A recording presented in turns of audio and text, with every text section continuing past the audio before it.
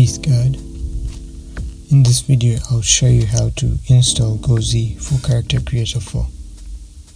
This is my first video on the road to 1k subs. If you're new here, check out other videos and subscribe. Leave a like on this one and any other video that you like, because I need to start making the bread, so anyhow, first navigate to where I installed Character Creator, like in this. I'll put it up on the screen, and make sure you navigate to the resource, and then I see Zbrush where you installed Character Creator.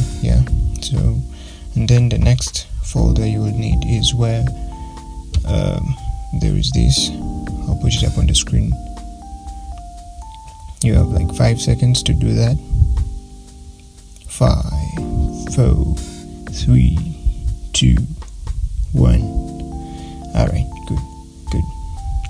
And then what you need to do now is copy everything in this folder, and just right click, copy, then head over to this folder and paste it in there.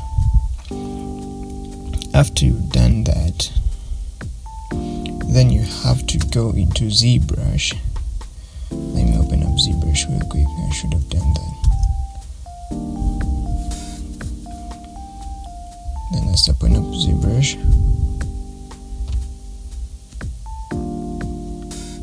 While we wait, listen to this song.